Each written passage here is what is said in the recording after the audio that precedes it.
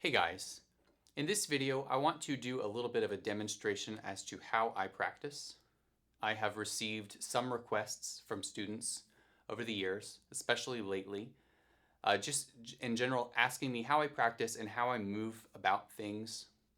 And the first thing I want to say to that before I proceed with this video is that I might seem like a rules for thee but not for me kind of person, because it's actually really hard to always be the one practicing efficiency, and it's pretty easy to tell somebody else to do it and watch somebody else. So I might, if I were to practice in front of you, I might not always be the best at following my own advice, although I will try, and I generally do try, as we all should try to practice as efficiently as possible and make the fewest amount of mistakes as possible, because the more we dilute our practice and the more we waste time, the longer it takes to actually really learn things, and the less music we're ultimately going to see in our lives. So this is actually a really important thing that I wanted to touch on. And I still think, even if I'm not great at following my own rules, that you might benefit from seeing how I tend to compartmentalize things, how I go about things, how long I stay on something, and when I decide to move on. Generally how big my scope is, and so on. So that's the point of this video. And actually, it's not going to just be a video. It's going to be a series. I'm going to practice a particular piece. In this case, I have chosen the Grieg Butterfly from the lyric pieces, which is Opus 43, number 17. I think it's number 17. It says 17. It might actually be a different number for that book.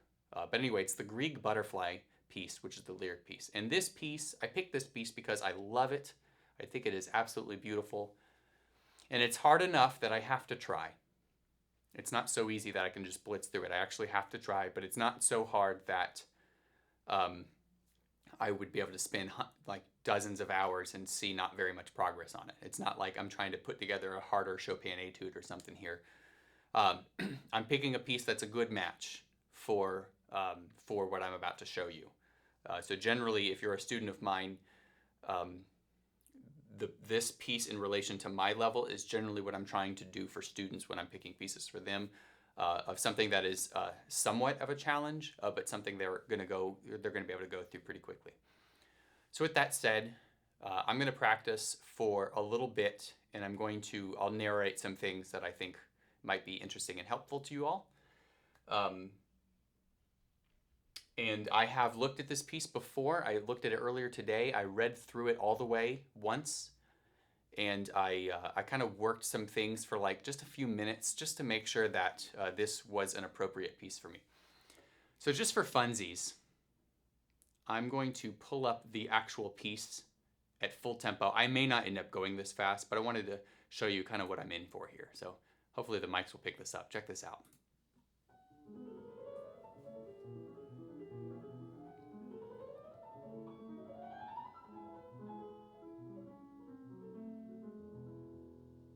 It's a repeat of this section.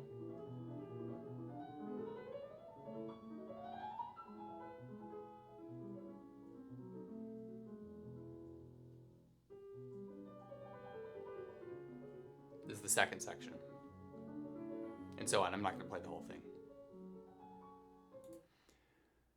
So you can see it's this piece is kind of ambiguous sounding. Now, on the paper, it's actually really structured, and you're going to see that here in just a second. But this piece is a good example of how we tend to puzzle solve when we're practicing. And, oh, I should probably silence my computer. Sorry about that. But still, I'm going to keep going. This piece sounds ambiguous, and your job when you get something like this is to translate it from the paper and realize it. And it's got a pulse, and it's got structured rhythm, and it's not like triplets or anything it's not polyrhythms or anything. I mean, it's very structured. So something like this really should be able to come together, and basically that's what I'm going to attempt to do here. So I listened to a recording. I just showed you a recording because I'm trying to get an idea of like how fast is this piece supposed to move? Am I going to be able to get away with playing it like super insanely slow, and then the next day I'll play it like super insanely slow and just kind of keep it slow forever? Is that going to be my approach? Definitely not, because it'll never get to where it's supposed to be. And even if I'm not going to play it at that particular tempo, I might play it at 70 or 80% of that. So it's really important that as I'm going through this, that part of my practice is oriented towards performance tempo. And that's kind of a key takeaway here. I don't know if there's anything else I wanted to kind of introduce here. Oh, so the piece is 4 pages long, and there's a fair bit of repetition. And so part of practice, although I'm not covering it in this video, but part of practice would be laying out your piece and figuring out what the sections are and figuring out how much work you actually have to do. For this first video, I'm probably just going to work on this first section and sort of do a little bit of counting. I might get into the second section a little bit, but the idea here is not so much like watch me assemble this piece. It's watch how much I choose to work on, what I choose to repeat, how I usually go about things. Watch when the metronome comes out. I'll give you a hint. Not today. I'm not pulling the metronome out. So I will at some point, but part of my practice, this part of my practice, it's more exploratory. It's more like learning the rhythm. I have no reason to be holding myself to another pulse or trying to, like the tool of the metronome is not useful to me right now. It could be in figuring out how fast that performance went, in figuring out like what some of my goals are, but for now I'm just going to leave it out. So with that said, I'm going to see if I can just get started. So first I'm looking at this piece, I'm looking at the first 6 measures is the first section. So I know that's probably my first natural boundary point. And it looks like it's in A major. So it's got 3 sharps. So I will go ahead and proceed. So the first thing I might want to do is get an overall feel of it and how the rhythm's complicated enough that I'm probably going to want to count it. So I'm going to go ahead and do that. So I'm going to go 1 E and 2 E and 3 E and 4 E and 1 E and 2 E and 3 E and 4 E and 1 E and 2 E and 3 E and 4 E and 1 E and 2 E and 3 E and 4 E and 1 E and 2 E and 3 E and 4 E and 1 E and 2 E and 3 E and 4 E and as you can see here, this piece benefits pretty dramatically from chromatic scales and arpeggios or chord playing, because that's basically all this is. So that's a little bit of a layout of the right hand. I'll do the left hand. 1 E and 2 E and 3 E and 4 E and 1 E and 2 E and 3 E and 4 E and 1 E and 2 E and 3 E and 4 E and 1 E and 2 E and 3 E and 4 E and 1 E and 2 E and 3 E and 4 E and 1 E and 2 E and 3 E and 4. I might have done that wrong, so I'll look at that. Let's see. 1 E and 2 E and 3 E and 4. That's what it is. Okay. Now, just to be clear, all that did for me was give me an idea of what's hard. And it just kind of laid it out in my brain. A lot of that kind of practice at that tempo would, it would be beneficial, but it's not ultimately going to lead me to where I want to go. I need to get to something playable in each particular measure as fast as I can. So that's what I'm going to do now.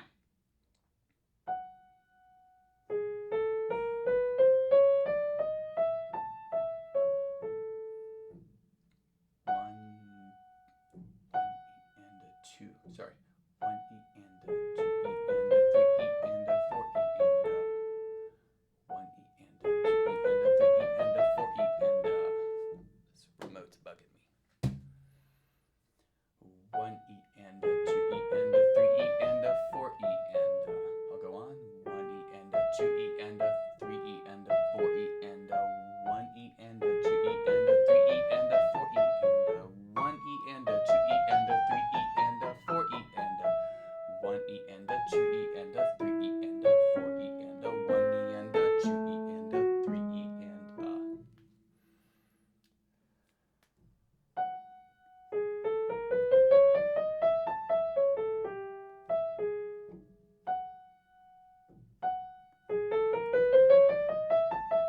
I'm still feeling pulse. Here I can see that I have this passage, which is 3/16 notes worth, and then this is just 1/16 note worth, which is not on the beat. So you might look at this, you might be like, oh, well, it's just a chromatic scale starting from G sharp. But that's not the right way to feel it. You really need to feel the beat, which is the second note. I mean, sorry, the second beat, the second note of this chromatic scale, in fact. Feel it from here. And then you can add on that G sharp later. So that's what I'm going to do. I'm going to work on getting this part kind of fluid and faster.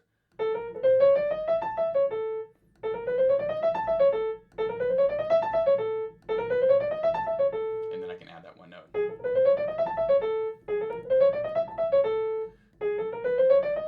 That's all right.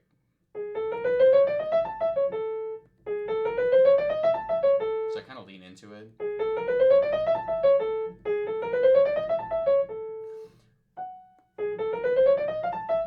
That was not good.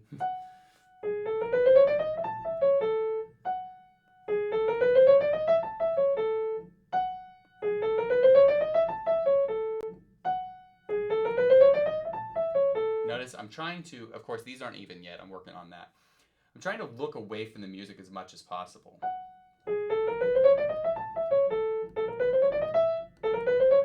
I have an issue with my chromatic scale here.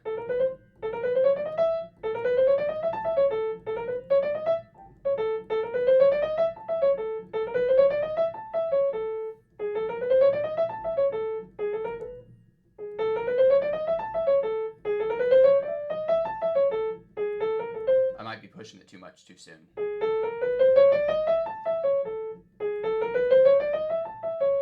What I might do is I might leave it like that.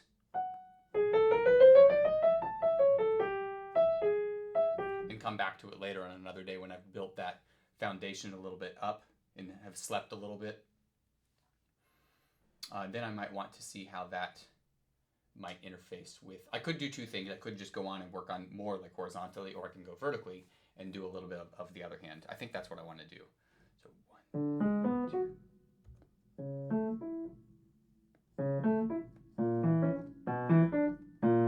I might try to take the 3 there. 3. So 2, 3. How would that work?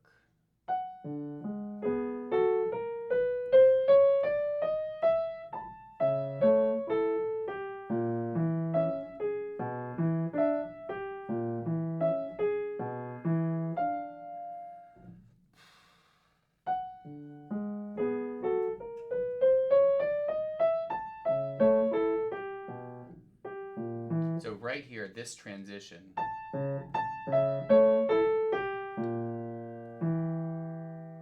needs a lot of intentionality. 1 E and a 2 E, 1 E and a 2 E and 1 E and a 2 E and missed that. 1 E and a 2 E and I have to look in order to get that 2 in the center compared to the 3 in the center of the next arpeggio. And it's not natural. It's not natural for me. 4, 1, 4, 1. I still use the 2. 4, 1, 4, 1. I'll bring that in.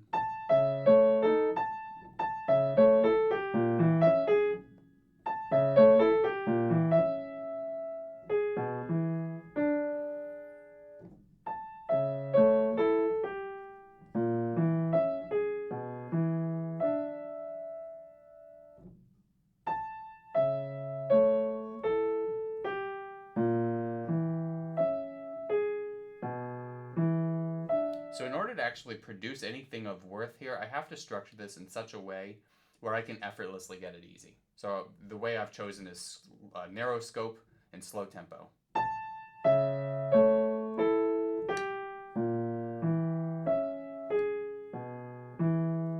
And I think the soonest this becomes memorized, the better it's going to work out.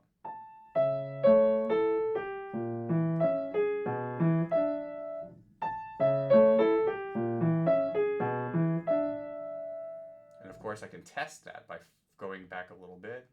Did I do that right? F against A, yes.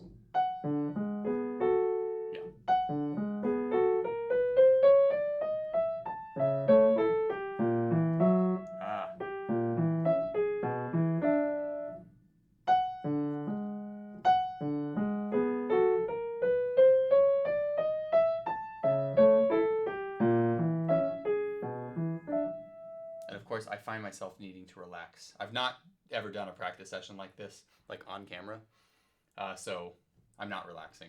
Don't do this.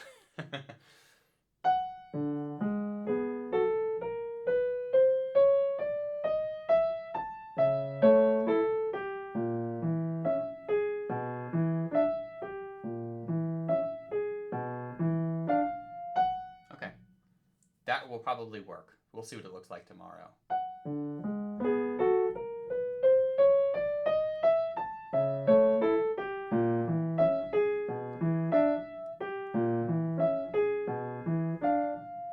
I like it. This feels similar, then it changes. Oops. Right? A, D sharp, F sharp, C. Okay.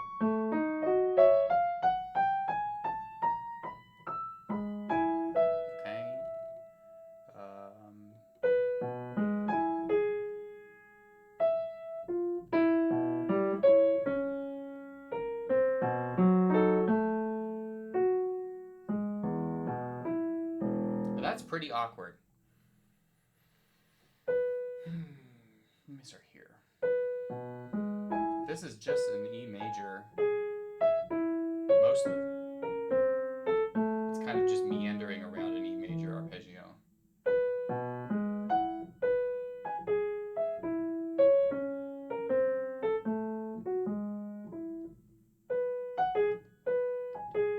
wonder if there's a way for me to do that smoother.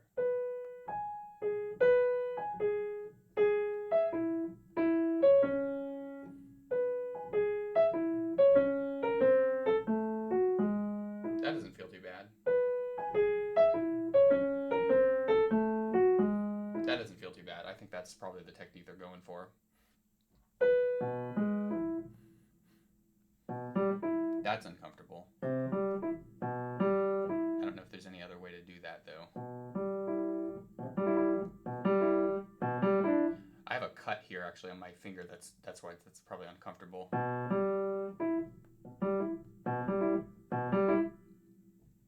I'll have to deal with that.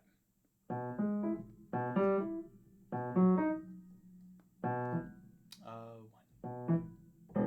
Okay.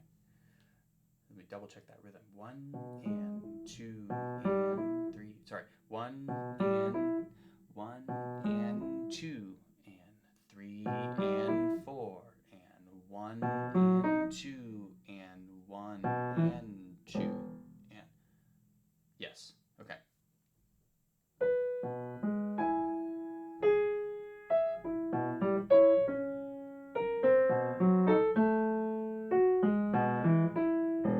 I love that. That's really cool how that's constructed.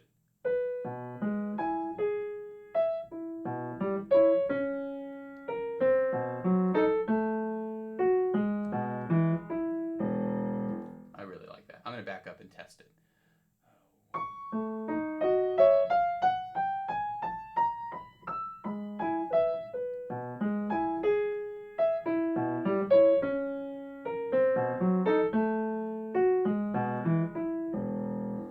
Okay, so what I have is a slow in pieces first little section here. I can test it. I'll try a little bit of pedal just for some funsies.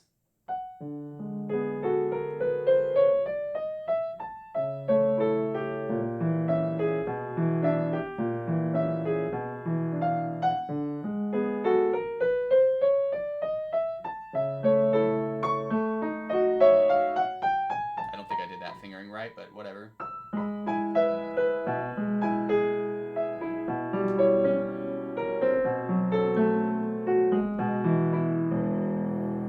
Okay, so I'll probably leave it at that. Go to another idea. I might go to just the next idea, and then maybe come back to it later. So I go to the next idea. The next idea does not look like it's nearly as hard.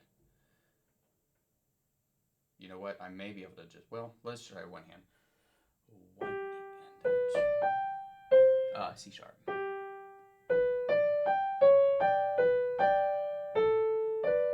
What is that fingering?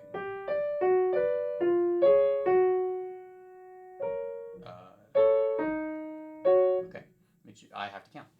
1 E and 2 E and 3 E and 4 E and 1 E and 2 E and 3 E and E sharp, 4 E and 1 E and 2 E and 3 E and 4 E and 1. I'll stop there.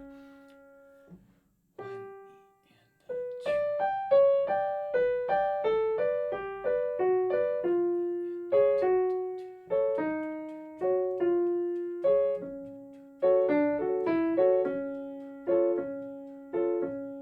I like that.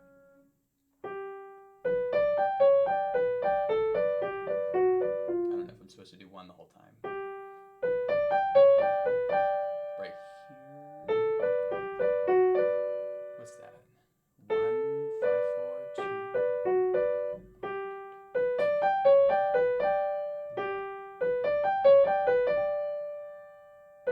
And then it changes. But it does too. Very awkward for me.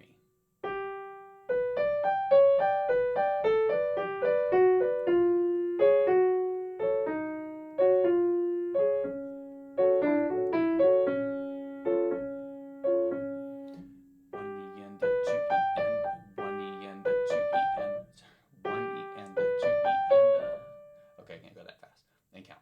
1 E and 2 E and 3 E and 4 E and 1 E and 2 E and 3 E and 4 E and 1 E and 2 E and 3 E and 4 E and 1. Let's take a break for that.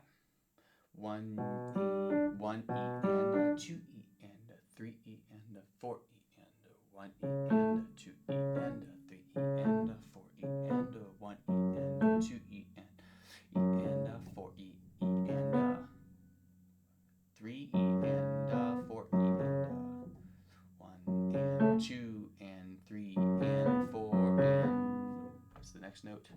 1. Okay, so it's offbeat. Okay, let's put this together.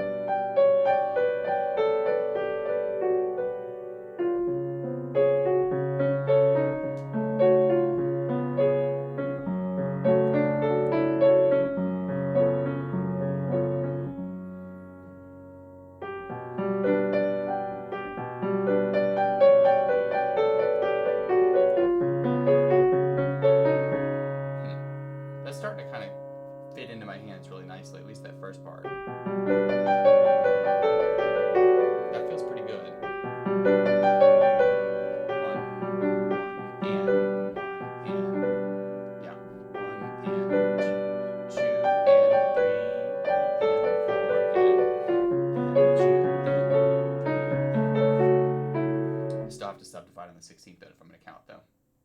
I might be able to do the quarter note. 1, 2. Yeah, maybe that. 1, 2, 3, 4.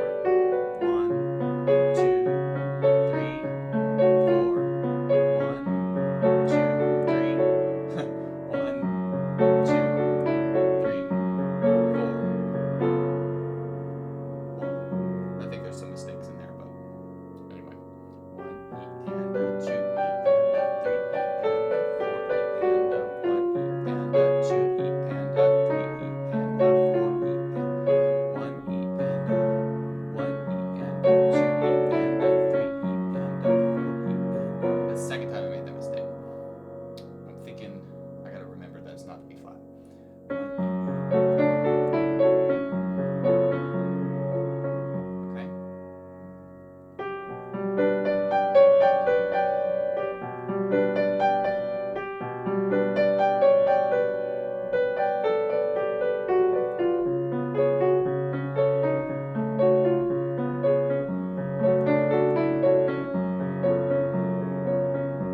What does the next part do?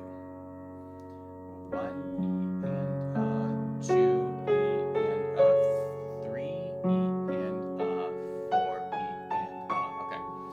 1 E and a 2 E and a 3 E and a. Sorry. E and a 4 E and a 4 E and a. 1 E and a 2 E and a. Sorry. 1 E and a 2 E and a 3 E and a 4 E and a.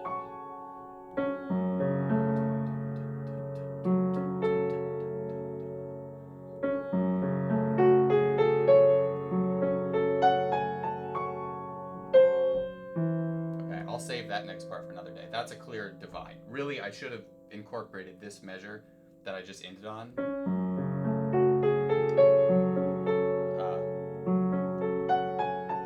I should have incorporated that into the previous practice. So I might do that a little bit.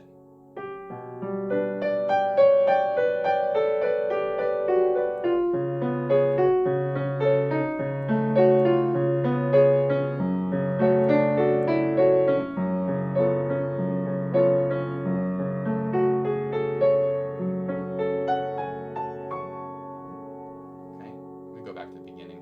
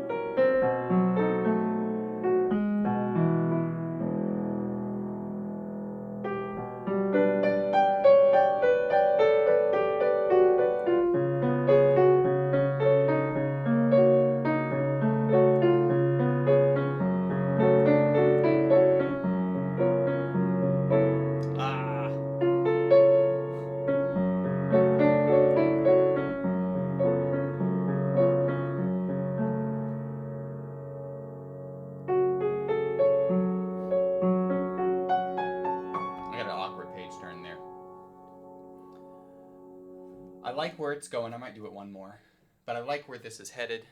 Probably the subsequent videos are not going to be this long because I had a big introduction to this series. But I'm definitely happy with what's happening here. I'm happy with how much this is coming together. I promise to you that this is the first day I have ever touched this piece ever. I know what it's supposed to sound like. I've never tried it ever. I played through it a little bit just to make sure that I can do this video. And that was like several hours ago, and I decided to revisit it after I've taught a bunch of students and I'm like almost completely mentally spent. So that's the condition I'm in, and I'm still happy with what I'm achieving here because I feel like this is, it's nowhere near performance tempo, obviously. It needs that memory, it needs that foundation to be built in order for that to happen. But you can see that it's starting to approach that musical sound. And I can't imagine I would need to run this part very long in order to end up with something that I was really happy with. And so this is a little bit of how I do it. I'm kind of jumping all over the place. There's not like a rule list that I'm following. There's not an arbitrary Now I'm gonna do the right hand. Now I'm gonna do the left hand. Now I'm gonna do, whatever. There's not a rule book. I'm sort of intuitively feeling my way. I linger on things that I feel like I need to linger on. I don't. When I don't, when I just seem to get it, I bring my hands in as early as I can, but not too early where I can't even work the parts. I still value hand separate. I still value hand separate practice, and I would still continue to do that. I count. I do a lot of not counting. I look away from my hands. I look at my hands. And, that's generally how we build a piece like this. It helps that the reading skills are enough that I can even work my way through this. I know there's some students who are probably going to, wonder how the heck this is possible or whatever. But, I mean, my reading is at this level. So if your reading is at the level of your piece or above the level of the piece that you're working on, you should be able to make this kind of progress. If I spent all this time on the first two measures, I might say this piece is substantially too hard for me. So this is what progress really should look like. All right. Oh, and the last thing, and I'm talking and playing, right? I am playing ideas and playing other ideas, and then going back to the first idea, and then going back to the second idea, and then talking to narrate this a little bit, and then I'm going to go back again. And every time I do that and kind of clear my memory and then re-expose my memory to this passage, I'm going to lay that foundation farther in. So I'm doing this on purpose. I'm cycling, I'm using that active recall technique. This is really key. You got to jump around and move around a lot, and don't linger and try to cycle things against, try to cycle like one idea against another. Like that's very key to how I practice. Okay, so I'm going to try it maybe once more and then I'll call it.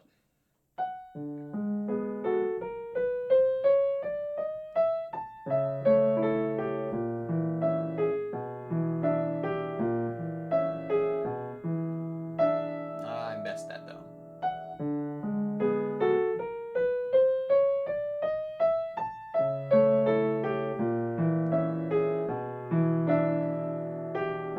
See, I've already forgotten some of it, but that's not a big deal.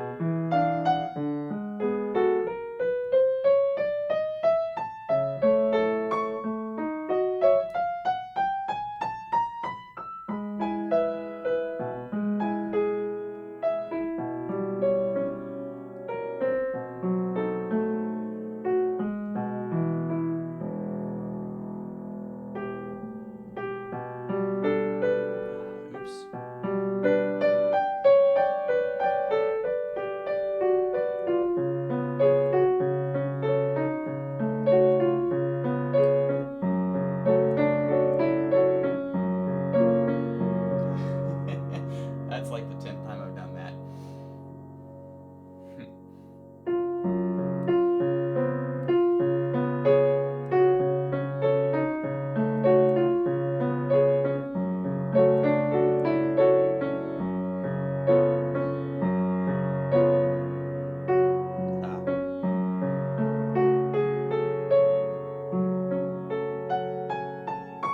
Now, I will mention, it's probably pretty obvious by this point that I'm deteriorating. So this is a good time to do something else. And if it wasn't the end of the night, I would probably come back and hit this again. So hopefully this is a good idea as to what my personal practice looks like. I feel like I've represented what I do really, really well here. Like this is how I learn pieces. I do learn a lot of music.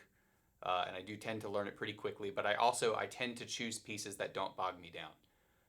I'm not really one, I just don't enjoy playing like the max level stuff relative to my level. I want to play something that I can get into my hands kind of quickly and make progress on because that's what's fun to me. And that's what I like. And this is a good reflection of that. So in future videos, I'm just gonna with less narration, hit some of the following sections and try to chart some of the progress of this. And I hope that anybody that watches this finds it helpful to see an example of practice from me. And of course, I could be doing better, and I probably would be doing better if it was the morning time, because that's my like mentally aware time, as opposed to night where I'm just absolutely petered. But still, this is pretty representative, and I hope you all find it helpful. And I will see you in the next video.